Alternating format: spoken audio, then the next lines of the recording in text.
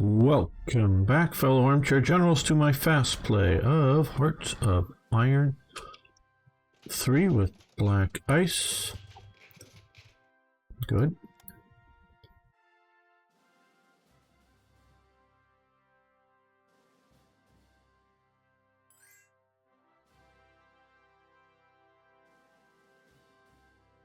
Let's see, we have a little bit now. Let's see what we can do with the US of A.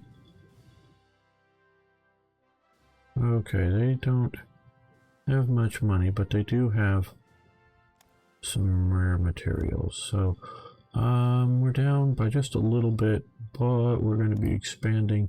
So yeah, let's do that.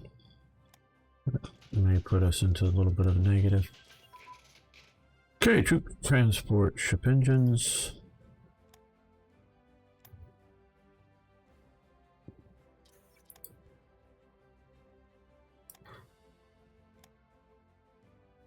Yes, 1937 technologies. And I just checked. Well, it was beginning of February. This was a quick video check. We were at 330 ICs in the other most recent playthrough with GGA. So I'm not sure that the difference, what the exact difference is, because we're pushing a little bit faster, but in a way it shows to me that especially GGA is not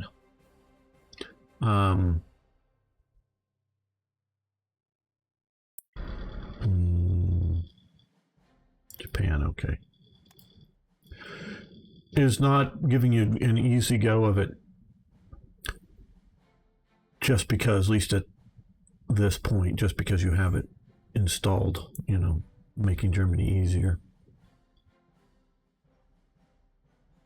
Okay, oh well, we're not making 0.18 of a bit. Sorry, Hungary, you're not keeping up with the thing. Okay, strategic bombing, air strategic air command. Very nice. No, that would be air.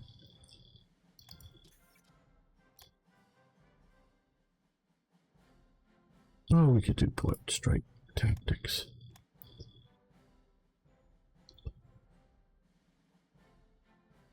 Can we trade with the Soviet Union yet? Last one I was checking, it was still grayed out. And okay, the 19th, so a day or so more. And hopefully be able to sell them some supplies.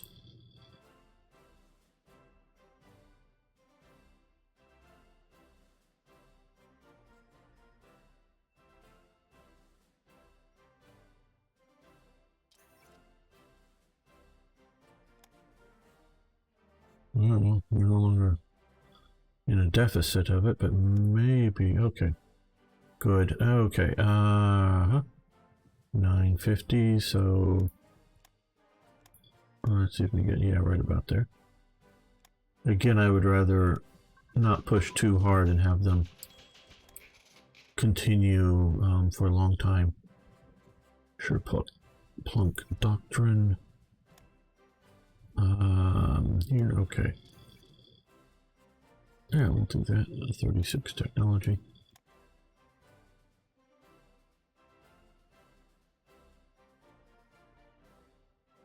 Because sometimes you can, they will trade because they have a big stockpile of cash, short term. But then once the stockpile goes down, they'll stop. I would rather keep trading within their current means.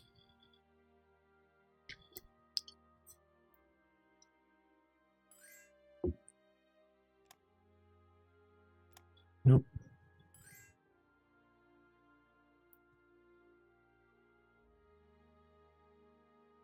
Not sure why Iran and Saudi Arabia is not wanting to buy our supplies, whether they just don't want to buy anybody's supplies because they don't think they need it, or if it's something particularly with Germany right now. They want to sell us their oil, both Iran and Saudi Arabia. Nice of them, but I want a two-way trading situation. Because the problem is although, yes, you can sell supplies to a different party to make the money, sometimes they don't have the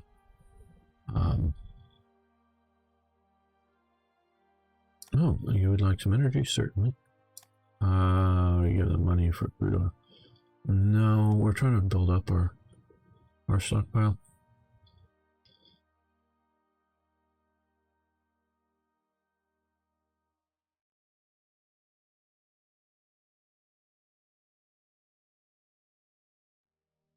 And if I can sell stuff to the Soviet Union by buying, and them paying for it with oil and rare materials, then it's a better deal for me.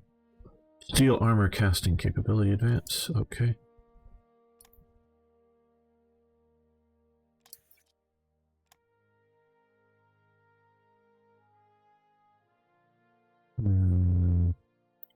Well, down here, I remember there was that. Okay.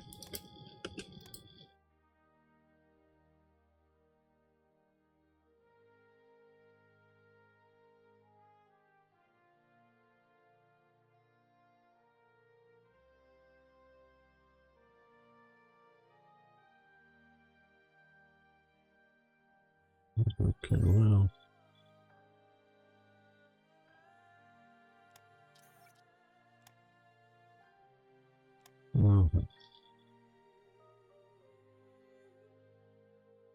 Here's what we need to do. We are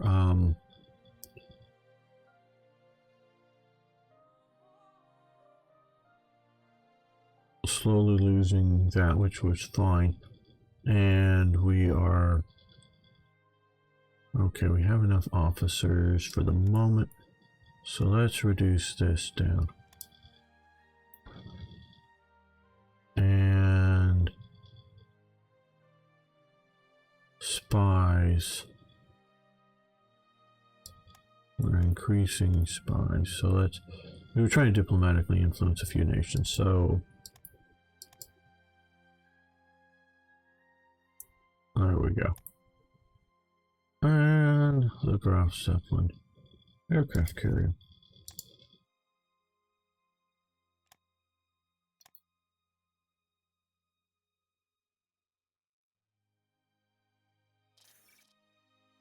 High popularity, nice. The anti-Comintern pact with Japan. Yes, return manpower to pool, yes.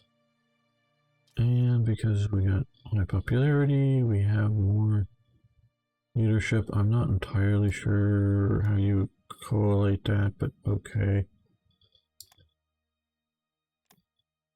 I do after, a more popular government might have more cooperation from, or more enthusiasm, or more, how do I'm putting this well? It's not like somebody is happier so they work harder necessarily because the government's more popular, but more institutions, more organizations are more happy to fulfill the government's desires in either, recruiting officers or recruiting diplomats and bureaucrats or researchers or whatever it might be. Okay, so let's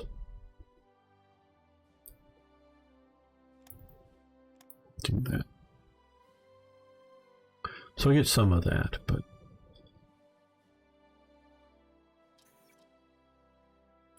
there's Santa.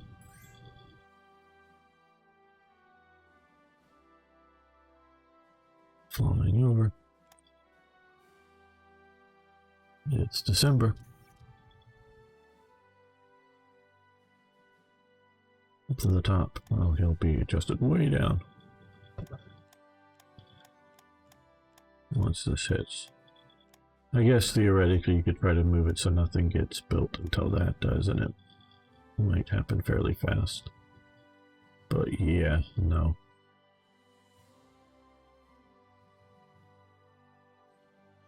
Okay, let's readjust this. We've got a lot of supplies. So we're going to go down to what, 90 or so. I do want to overproduce, but not that much necessarily. Okay, money, no, no.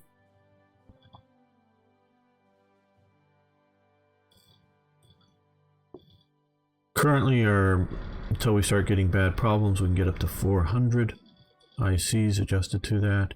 Next year in 37 up to 480. So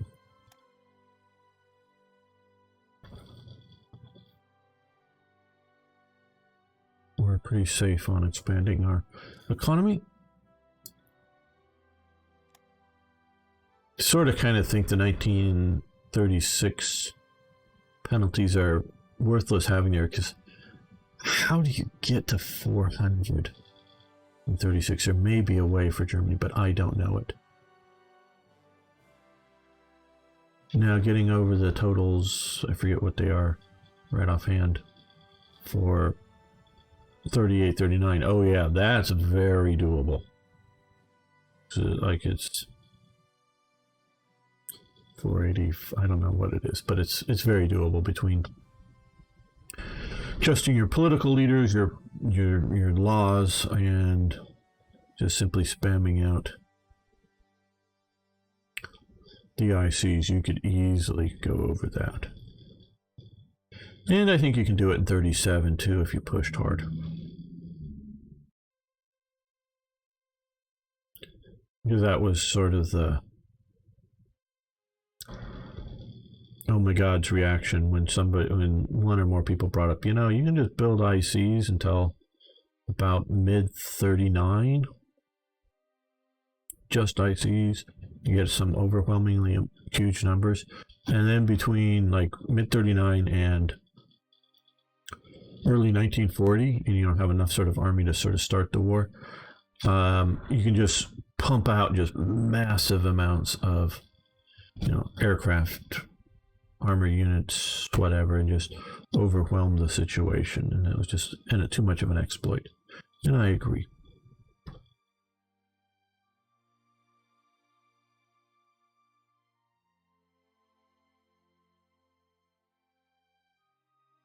I think the way, especially if you change civilian ICs also, supply is an interesting thing, because supply for soldiers is domestic items. I don't know, like toothbrushes, boots, which, you know, are just shoes. Pocket battleship advance, very nice. And so that you have otherwise normal civilian economy things, and not just food, being modeled in the game. But you also have the idea of ammunition, but yeah, just, which I didn't know this until very recent. I knew that Rockola made M1 carbines. Oh, I knew that for sure. But I didn't know what Rockola really was. It's a manufacturing company in the US. Recently looking around things, and someday make an event out of it. You know, like I said, they made, I don't know, 100,000, 300,000 or something like that, some astronomical amount of M1 carbines during World War II. Well, at the beginning of World War II, they had a fairly large manufacturing plant, I forget where, in the US, but I forget where. And they were making jukeboxes, you know, the record player things, to, you know, okay, youngsters, I know this is a fast playthrough, but out there, and I'm talking you 30-year-olds and younger, the record was originally a plastic platter. Well, even before that, it was a cylinder, but a plastic platter made, you know, with little grooves and bumps in it that you put a needle on it, and as it spun around, it transferred the sound through a speaker system, you know, and so yeah, and 3 digital. So they were, you know, and they used, you know, have these big boxes in like diners and other places that you would put like a penny or a nickel in, and then push a couple of buttons and it would play the song that you wanted. So they made those machines, And that sounds, we give them money for crude oil. No, thank you. We give them, yeah, because it's Spain. We want to help them out. And so they made these, rather large commercial jukeboxes.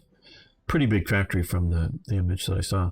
Well, they switched over to making M1 carbines. So now that would be a case of civilian industry in Hearts of Iron 4 switching from that over to military industry.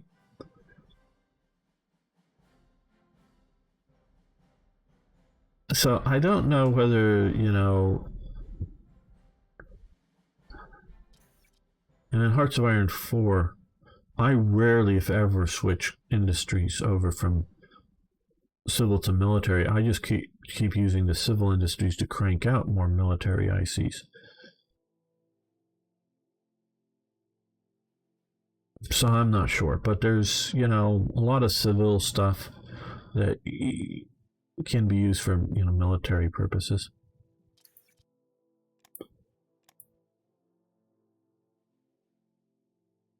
Okay, well, we don't want to be on when one of those weird crash bugs happens. And that's going way, way back, that weird crash bug. To the early days of TRE, at least. And again, I don't know that it's TRE because I'm not sure. I think I've seen it without it. Pretty sure that I have, though I so often play with TRE.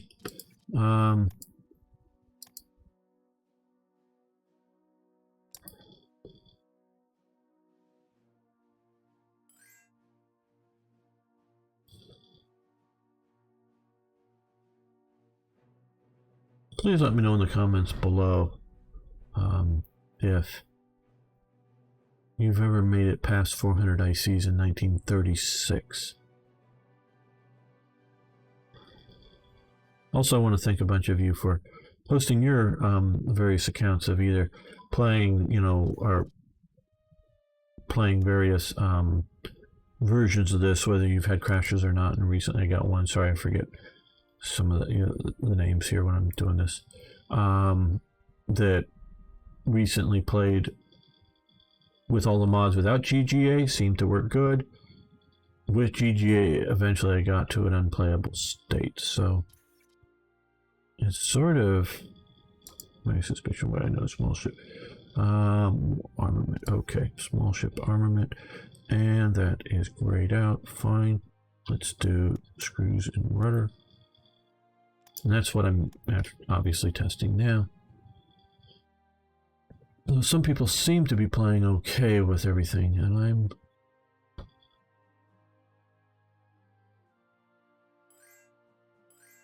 this may sound weird, but hell, if I knew the right computer hardware setup to do it, and it's going to cost me $500, $1,000 to get this to play perfectly, yep, I'll do it. I'll figure the money out somewhere. Okay, warship engine, which is probably grayed out. Yes, allows destroyers. And then yeah, that's sort of extended. We would give them energy for money. Yes. Sweden, we would give. Oh, good. Now that Sweden is doing that, do you Sweden? You got.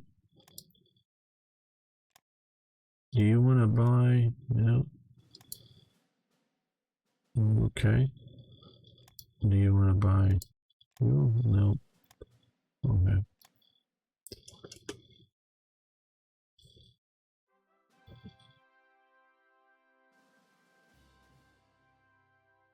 How many trades currently do we have going with Sweden? 2. That's good. We're buying some steel from them. Just a little bit. Maybe we'll see if we buy some more steel. Offered freight agreement. Nope. Just don't have the steel, maybe? Yeah, not much steel. Okay. Trying to get the Swedish steel effects early. Belgium, we give them money. No, we'll just take your rare materials later on because you're stockpiling them for us.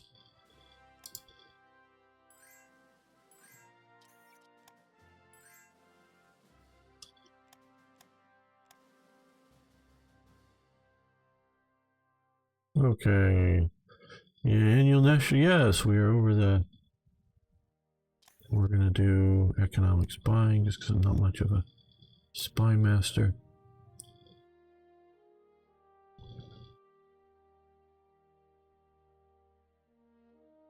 Okay, Soviet Union show trials. Oh, good. We got a few other things here. National recruiting policy. We're gonna go balanced approach.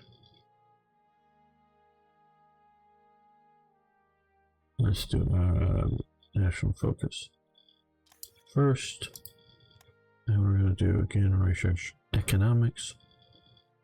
We'll examine our factories, build new manufacturing plants. Pretty good.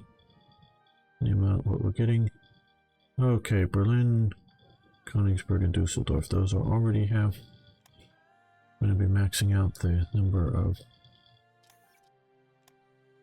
stuff, and we're going to do long-term investment policy. Okay, railroad tycoon. Oh boy, lots of supplies, lots of money, lots of metal. Okay. And new projects, yes, we will do that. Now that's really dug into the money.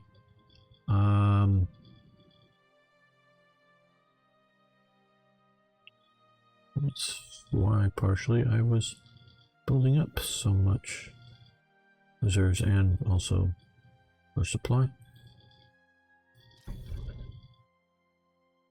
Okay, railroad tycoon. So I see efficiency is improved and supply throughput.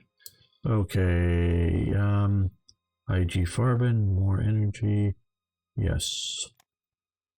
Right. Yes. Okay. Also, again, sorry for not remembering who's doing all of the research. The comments are in the posted below, and you can see them.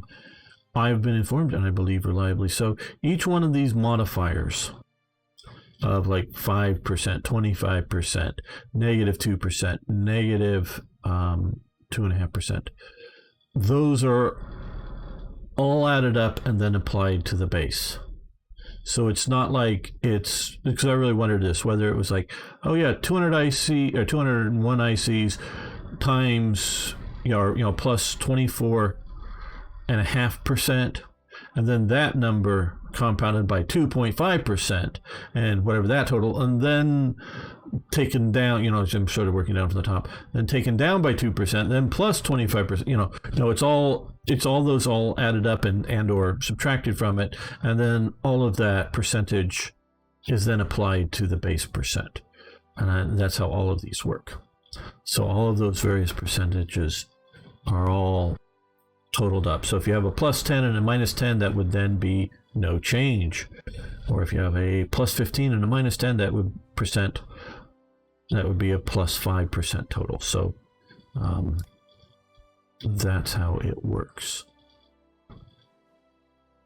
which is very good to know. So now we're getting a bit less ICs, I think, coming through because of our long term. But we've also got our railway tycoon benefits.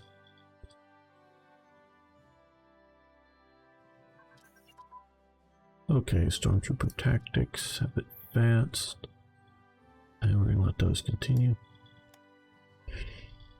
Craft for Conf Group A. Yes, I know. We're going to keep going fast, not reading everything and talking about it.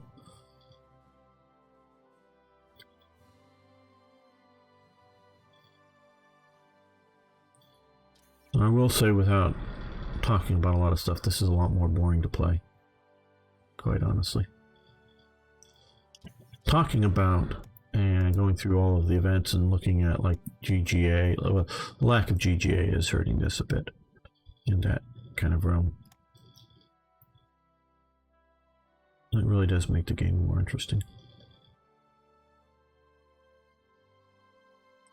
That's some of my motivations for doing TRE is to make this part of the game more interesting.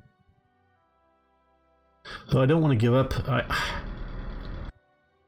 I think fundamentally there are realistic things, and I have thought for a long time before I ever heard of Hearts of Iron. Capital ship secondary guns advance, very nice. Okay, I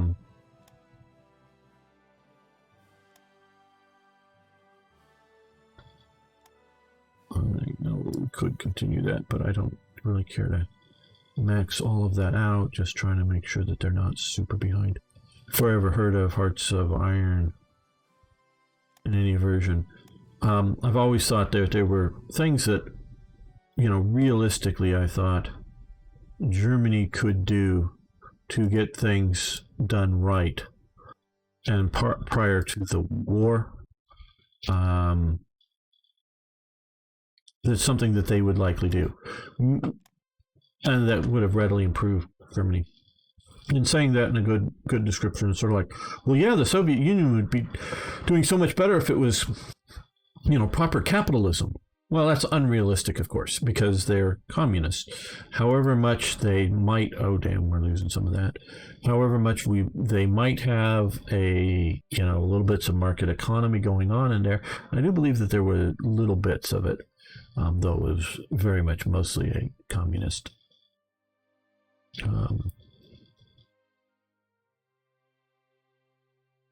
Economic system and otherwise totalitarian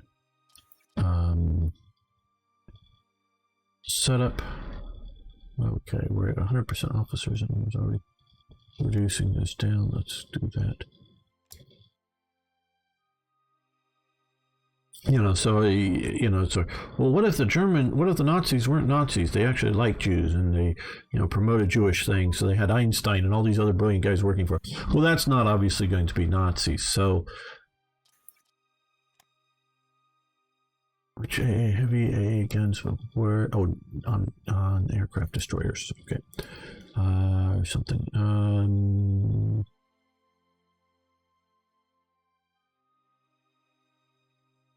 Okay, that one there. Just want to know what's going on before I just keep clicking around on things. How big? Yes. And so I've often thought that, not just producing more tanks, say, in 1937. Germany could have produced more tanks. They could have ordered more tanks because now I understand part of what they were doing was, hey, yeah, build us 40 of these tanks and let us drive them around for a while and figure out what we want to do from there. Partially there's budget issues. Partially we're only prepared to train on 40 tanks right now. And they weren't necessarily trying to, well, do we want to do Panzer Is or not? No, they want to do something bigger and better. They know that.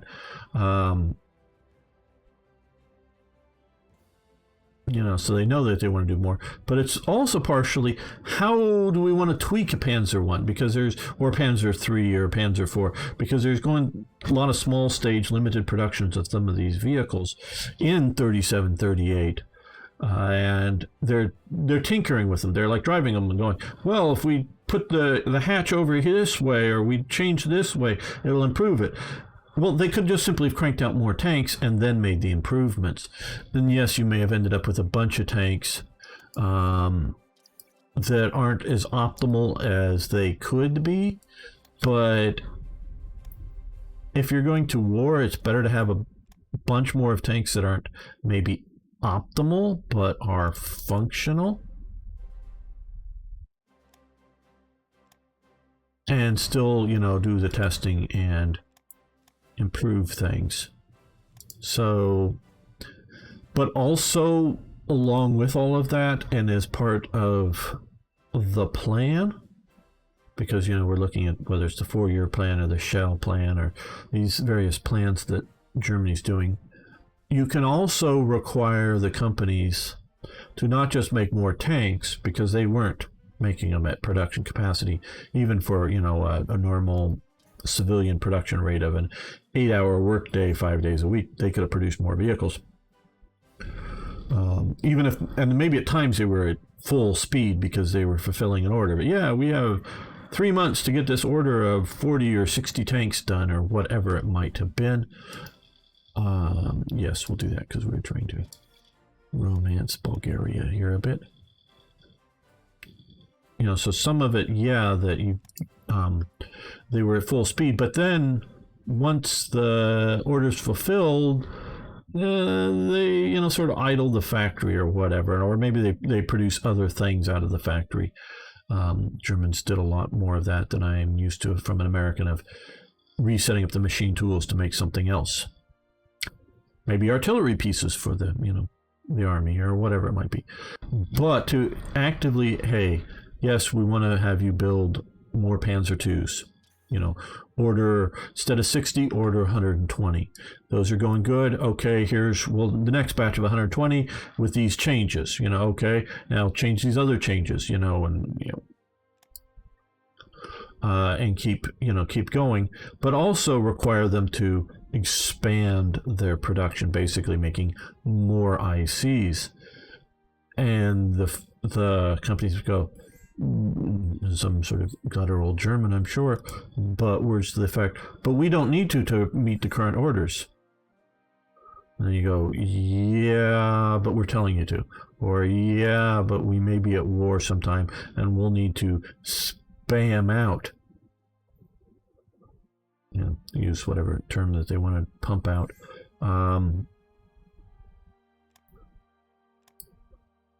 We're no longer going to see rare materials, which is a bit of a problem, which we're probably going to go down here.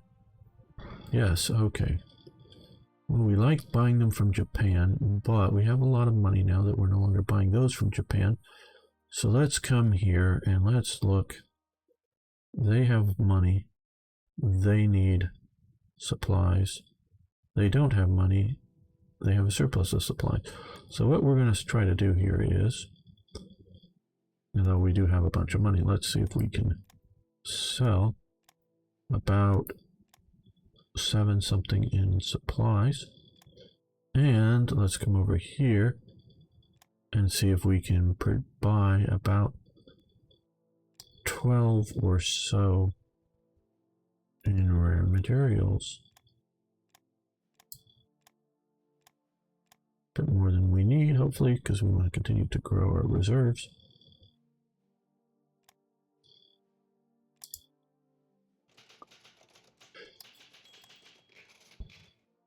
And so, you know, get them to operate and say, well, we'll keep trying to make, you know, keep giving you some orders. You're going to, you know, not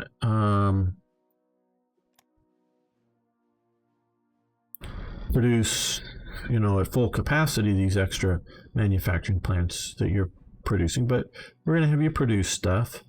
But if there's, you know, if the dastardly communists ever attack us, is the kind of language you tell them, as opposed to, we're planning another war of aggression. Make sure you leak it to the, you know, to the enemy, because you tell too many people, they will, somebody will leak it at some point.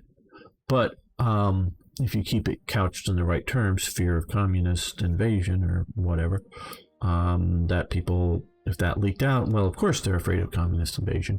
No one would be surprised.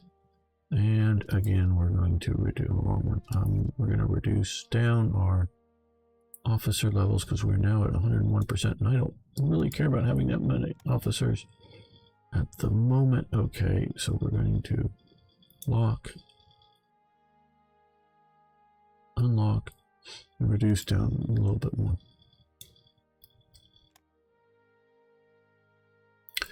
You know, couch it in the right terms that if it leaks out, no one's going to be terribly surprised. We want to be able to turn this, you know, single shift civilian hours factory into a double or even triple shift war hours factory. But we also want an expansion, or, you know, to be able to do this kind of thing if this were to become a thing that we need to. Oh, crude from there. Okay, we can afford it. And so that, I believe, now the question is how much could they have done? I don't know. I don't have good answers for getting companies that are selling stuff to the German government, particularly the military, but this also goes for aircraft factories and whatever else, that are having to work on a profitable basis, meaning they're not just getting pure subsidies, from the German government to do all these things. Like, hey, you expand this factory, we'll pay you, 100 million Reichsmarks or whatever it might be. No, we're buying aircraft from you, but yeah, we want you to double your capacity as part of the contract. And we'll come in and because we look around and we see, all these machines, we want twice as many, whether they're in this plant, expand this plant, or whether you want to make it in another city, town area, or just the other side of the city or town or whatever. We're not that concerned, but so long as you double your capacity and you don't shut any, you may idle the factories, but don't close them down, so that if we need to ramp up. I'm sure that Germany could have done more of that. From all of my reading, could have done more expansion of ICs. They didn't. I don't know how much they could have in a practical sense, but I also believe, I'm not saying they could have just double everything. They might have been able to do more, and I'm talking 37, 38, 36, not 39, 40 or whatever else, because they were doing some significant expansion then, and I'm not sure how much more they could have done then. But they could have done more expansion. They definitely could have pumped out a lot more in a particular area. But if you pump out a huge amount more of tanks, but you don't have the trucks to hold the fuel and the ammo for the tanks, as well as mobilize, or motorize your infantry to follow along with the tanks, oops, that's not a good thing. Or if you just build a lot of aircraft, but don't have bomb-making capacity to, drop the bombs on the enemy, and while not expanding your tank armies, you may go, yeah, but we only have 4 Panzer divisions, even though we have all these aircraft, we're going to lose. So I'm sure they could have done a lot, or I'm sure they could have done it significantly more. I don't have any sort of good idea on just how much that more could have been. Expanding the production or potential military, because again, some of the production can be literally boots and uniforms and helmets, and that a chamber pot or a pan or whatever manufacturing company can be turned into a helmet making company with minimum amount of cost. Expand the plant, start drilling. No. We would give them money for rare materials. Okay, we have 12. Yeah, we are trying to. Turkey would like money. No, because Turkey is basically programmed never to really join the Axis, as far as I know. Meaning if you influence them towards it, they'll start influencing themselves away from it. Same with Switzerland. Now, a player playing the countries, that's a different matter. Doruk asked me about how if there was a way for Turkey to get Syria back from France, and I've just never played Turkey in Black Ice or any of the versions, so I don't know, other than simply like trying to invade and conquer it, but I don't know of any particular way for Turkey to do it as playing as Turkey. Great War Analysis Advanced, very nice. Yep, that continues.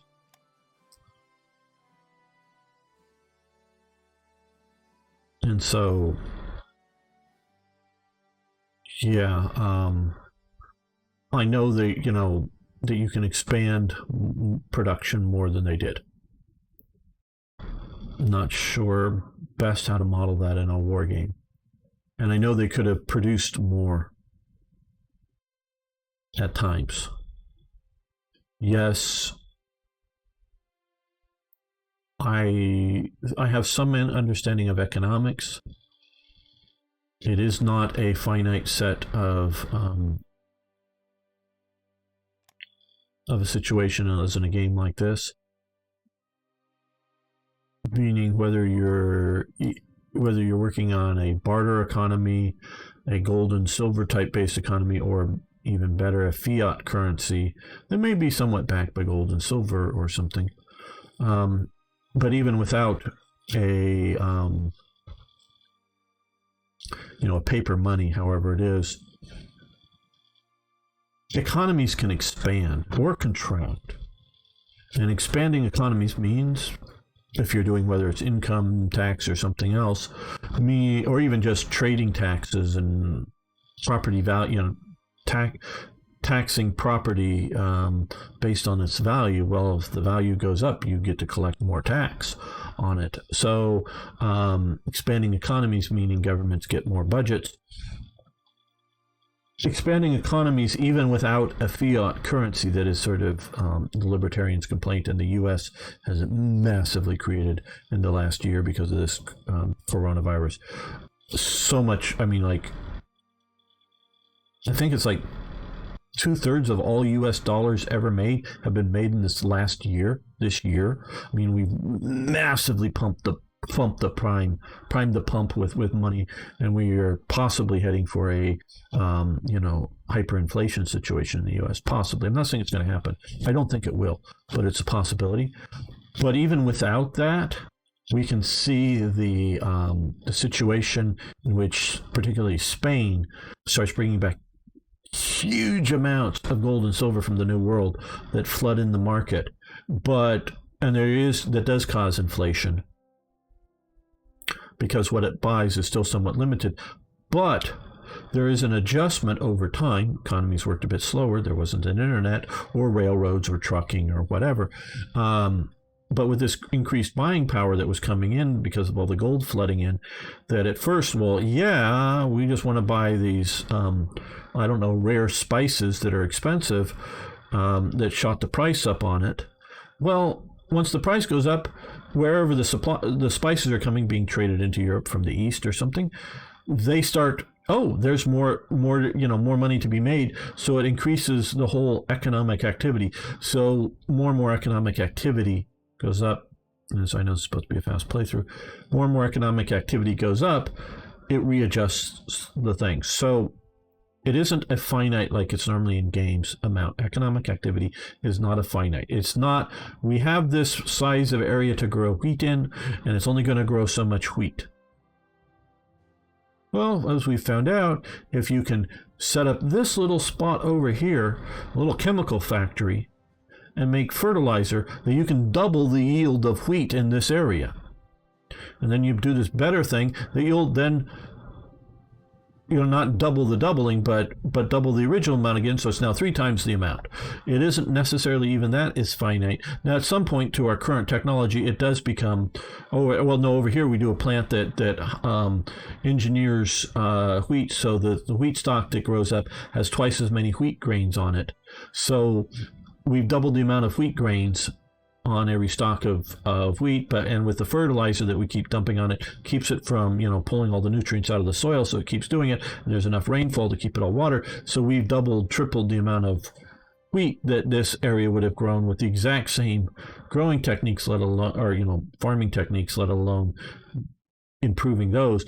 So even as you can see how I'm talking here about using, because you go back to the Middle Ages and having to lead, or even later than the Middle Ages, into the Renaissance and the era of the Enlightenment, needing to leave some of the fields fallow and plant other crops on them that would, when plowed in, increase the nutrients, and having growing grass on it or whatever, so that the animals could eat on it and poop on it, so to keep the nutrients growing without over farming on it, by doing chemical fertilizers, that you don't have to do that, so you increase the amount that way. So there's farming techniques, there's other things to create more growth of food in a finite amount of area that we have.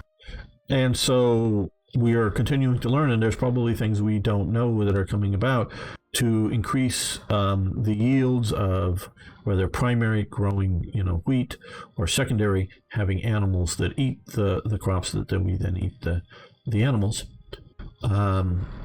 So expanding that, because you maybe take some of the junk meat from grinding up cows and feed it to something like pigs, and then we eat the pigs. So economic activity is not a finite thing. Germany's food production isn't capped at X level, and yes, this game does, with the various laws, increase manpower, which basically within the game sort of says, oh, well, we don't need as many farmers to make or to get the same amount of food so that we can increase the number of soldiers. Well, Germany was having severe economic or food production problems. Their solution was to invade the Soviet Union. There are other solutions. Now, they take time and may not happen as fast as invading the Soviet Union.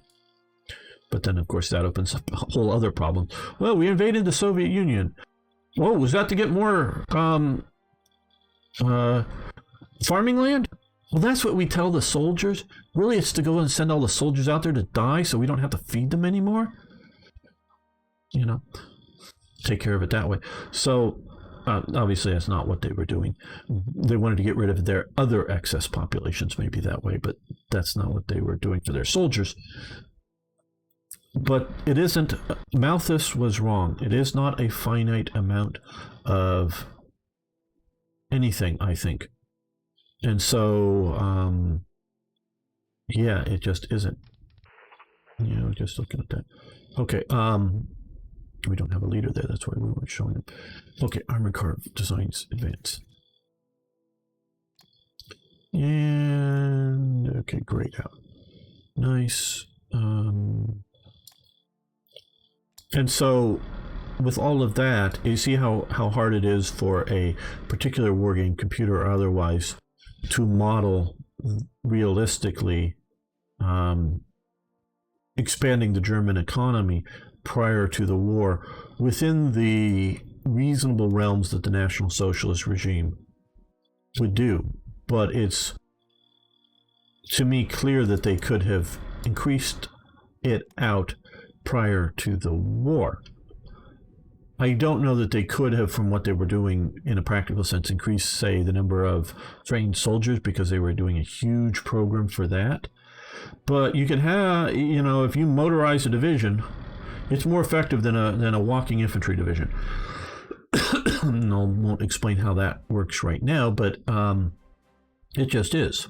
Okay, one little thing is, if you have to tow your anti-tank guns by animals or humans to move them, and you're being attacked on one flank of your division, by tanks, something motorized, you're going to have enough anti-tank guns on each flank of your division to deal with possible or current tank attacks. But if they're motorized, you have them, we got to quickly rush a bunch of anti-tank guns to our left flank. So motorized, you get over there in time enough to defend the left flank. Now, of course, if you're being hit everywhere by a bunch of tanks, you're out of luck anyways, because it's just going to overwhelm you. But if you just had 20 anti-tank guns, and you can move those 20 anti-tank guns around your division, the center, left, or right flanks as needed, versus needing to have 60 anti-tank guns, 10 on you, or 20 on your left, 20 on your right, and 20 in the center, because you can't swap them around well enough. You see how that works. So whether on the offensive or defensive, and that's similarly moving units within a division, reserve battalions or whatever, to either exploit an enemy's weakness, or if they're pushing into you to do a blocking force, having a motorized force is always more effective than an infantry force because of the rapid flexibility that you're fighting. So had you done sort of an American style, it's not the other infantry divisions that aren't like, we can't put every single soldier and all of their supplies and everything all at once and go driving across Europe. True. But there was no animal use for any transportation needs. Yeah, Merrill's Marauders in Burma used some mules in rough terrain, and some of the, I think the one or two of the mountain divisions might have also had some mules, again, for bringing, supplies up the side of a mountain, that's sort of steep. There was rare cases of a few stuff like that may have been used, but it was not a vehicle situation.